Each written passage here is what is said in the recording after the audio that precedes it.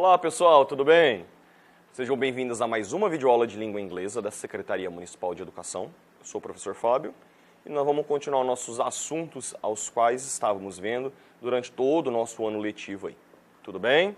Então, hoje nós vamos falar sobre o assunto que é uma variação do tempo presente. Lembra que tínhamos falado que os tempos eles têm suas variações? Nós vamos continuar na onde?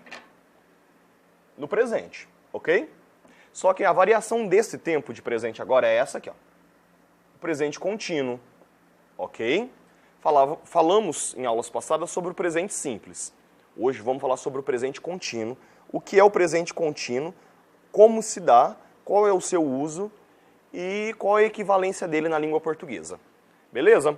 Só que como todo começo de aula, como de praxe já desde o começo do ano, vamos fazer o nosso recordando. Vamos lá? Em aula passada, nós falávamos sobre o quê? Sobre pronome objeto. E também falávamos em aulas retrasadas sobre pronome de sujeito.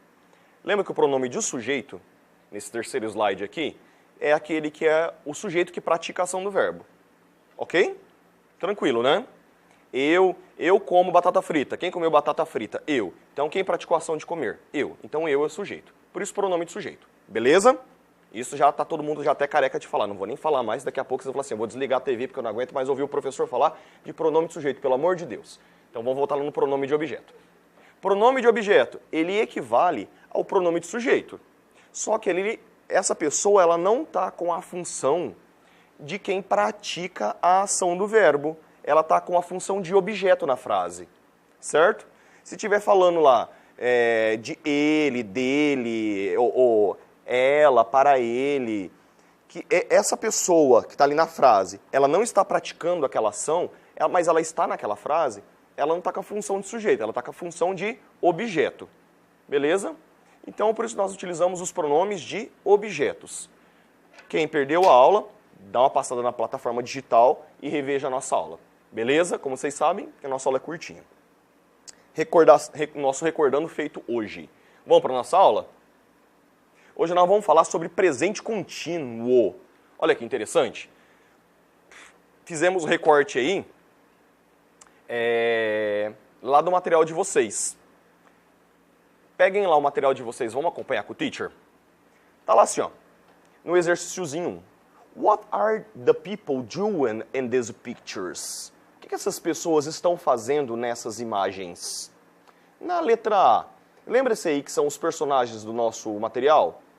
Lá desde o 6º ano eles vêm nos acompanhando, no 6º e agora no 7º ano, ok? Bom, quem que é esse menino aí? É o Alan, lembra? O que o Alan está fazendo? Andando de patins. Skating. O andar de patins em inglês a gente utiliza o verbo skate, ok? Então, Alan is skating. Is é o verbo to be. Alan está patinando.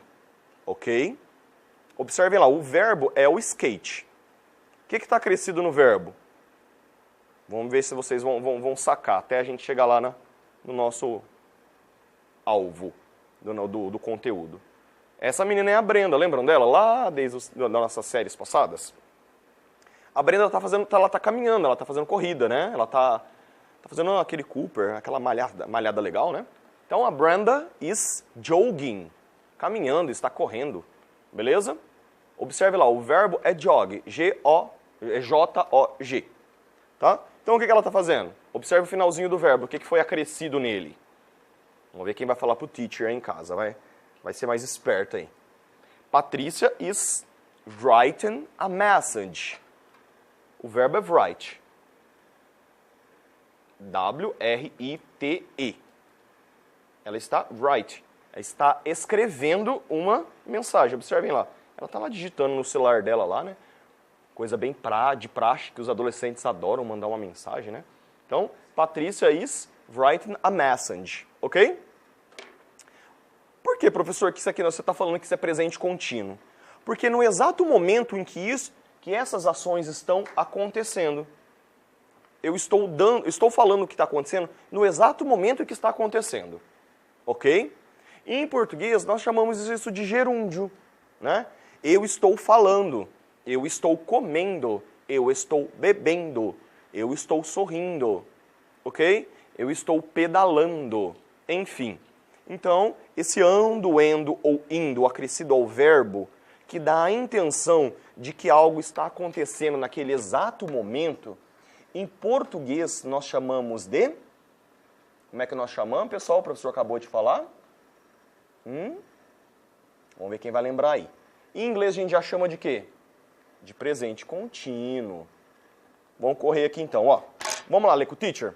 O professor digitou aí rapidinho, aí coloquei coisinha pouquinha pra gente falar hoje.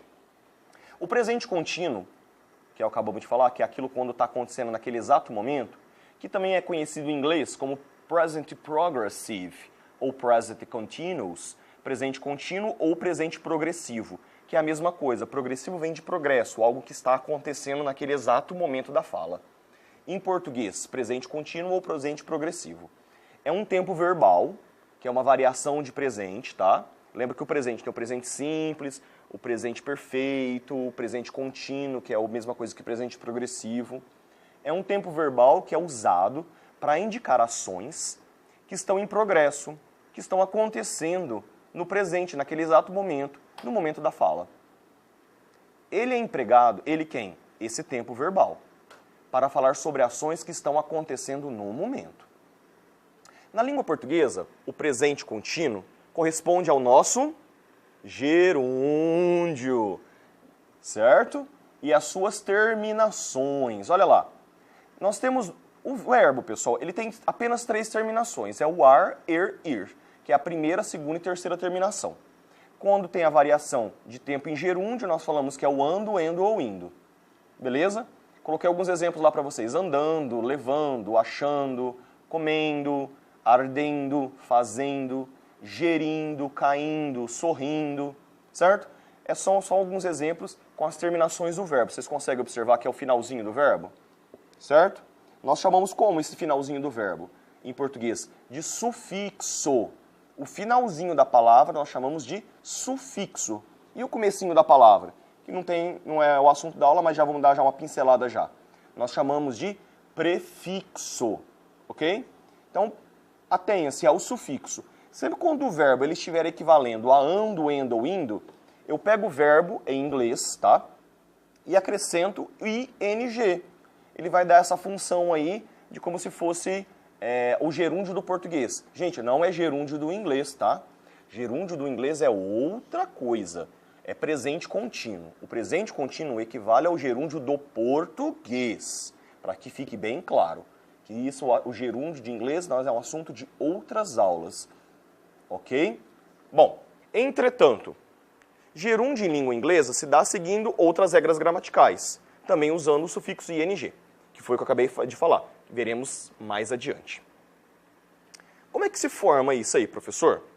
Lembra que lá desde o comecinho do ano a gente vem falando que para formar uma frase, a língua ela é como se fosse uma conta matemática. Só que em matemática nós utilizamos números, não é? Para fazer uma expressão algébrica, lembra? 1 vezes 3 mais 15 menos 7 igual ao quê? Não dá alguma coisa? Vai dar um resultado lá no final. É só um exemplo, tá, gente? Não que eu quero que você falou para vocês fazer conta, não, tá? A mesma coisa em inglês, em português. Para que uma frase ela seja construída de forma adequada, seguindo os padrões gramaticais, ela tem que seguir essas regrinhas, certo? Então vamos ver qual que é a regrinha da formação do presente contínuo? O presente contínuo ele é composto através do quê? Do verbo to be. Lembra o que é o verbo to be? Quem não lembra muito bem, tem aula do verbo to be, vai lá na plataforma digital e assiste a aula do verbo to be de novo, tá? Que é o verbo ser ou estar. O verbo to be, um verbo em inglês, que equivale a 2 em português. Mais o verbo principal, acrescido de ing. Ou seja, na construção dessa frase, nessa construção frasal, deste tempo verbal, que é o presente contínuo ou o presente progressivo, segue esse padrão de formação. Olha lá, que eu coloquei em negrito aqui para vocês. Vamos pensar que isso aqui é uma continha, uma expressão algébrica. A gente tem que seguir esse padrão aí para que a frase ela saia escrita de forma gramaticalmente correta. Vamos lá. Sujeito. Eu vou aparecer minha carona aqui, hein, galera? Não assusta aí não, hein? Ó, sujeito. She. Ela. Verbo to be, is. Está, ou é. No caso aqui, está como está, porque watching é assistindo. Então, ninguém é assistindo. Ela está assistindo. O verbo base, que é o verbo watch. W-A-T-C-H. Watch é o verbo assistir. Então, se eu quero falar que ela está assistindo, como eu falo? Eu pego o verbo base e acrescento o ing dele. Porém, obrigatoriamente, eu sou obrigado a colocar o sujeito mais o verbo to be, que é a forma daquele sujeito. Tudo bem? Lembra que o sujeito é quem está praticando a ação do verbo? Então, ela está assistindo TV. Certo? Então, o TV, ele é o que aqui? É complemento. Tudo que vier após o verbo principal da frase, nós chamamos de predicado, complemento. Beleza? Beleza, então. Vamos correr o slide aqui. Lembra que todos os verbos têm suas formas afirmativas, suas formas negativas e suas formas interrogativas? Lembro, professor, você falou o ano inteiro disso, né? Falei, vou falar de novo, vou continuar falando até lá mesmo, tá? Até continuar, até vocês entenderem. Mesmo depois de o professor vai falar de novo. Forma negativa. Na forma negativa, acrescenta-se o quê? A partícula negativadora not. Depois de quem? Do verbo to be. Olha como é que fica, ó. Sujeito. Vou aparecer aqui de novo, galera. Não assusta aí em casa, não. Ela. Verbo to be. Is. Está. Só que eu vou negar, professor, né? Forma negativa, o que eu faço? Not. Simples, não é? É a mesma frase do slide passado, olha lá. Ela está assistindo TV. Ela não está assistindo TV. Eu utilizo a partícula negativadora not após o verbo to be e não mexo mais nada na frase. Ok? Então, she is not watching TV. Ela não está assistindo TV. Forma interrogativa. É a mesma coisa. Só que, como é com o verbo to be, é só inverter o sujeito e o verbo to be para fazer a pergunta. Lembra que o professor falou que era importante vocês memorizarem o verbo to be? Vocês vão usar o verbo to be até lá no ensino médio, até lá na faculdade. Certo? Aí o aluno falou assim, eu vi no verbo to be a vida inteira na escola. É importante. Olha lá. Vamos voltar no slide passado. She is, não é? Ela está ou ela é. Se eu vou perguntar, eu inverto. Is, vai primeiro o verbo to be e vem o pronome, o sujeito. Então, como é que fica para perguntar? Ela está assistindo TV? Is she watching TV? Is she watching TV? Ok? Tranquilo, né? Olha alguns exemplos de forma afirmativa, forma negativa e forma interrogativa. They are studying for the test. Eles estão estudando para o teste. Olha o verbo. Gente, o que eu quero que vocês se atenham? Ao verbo study, acrescido de ing. E ao verbo to be, que sempre vem acompanhando o verbo base acrescido de ing, tá? É muito importante vocês se aterem a isso, tá? Na forma negativa. Galera, eu coloquei o mesmo exemplo para os três, tá? Para que vocês comparem um com o outro. They are not, tá vendo, ó? Studying for the test. Eles não estão estudando para o teste, para a prova, ok? E na forma interrogativa? Are a verbo to be. O que eu faço? Vai o verbo to be, vem o sujeito e eu formo a interrogativa. Are they studying for the test? Eles estão estudando para a prova, para o teste? Ok? Bem tranquilo, não é? Galera, nós vamos ficando por aqui. Então, presta bastante atenção. Memorizem, estudem em casa, estudem o material de vocês. E façam as atividades propostas pelo tutor, que tem enviado semanalmente as atividades para vocês. E enviem.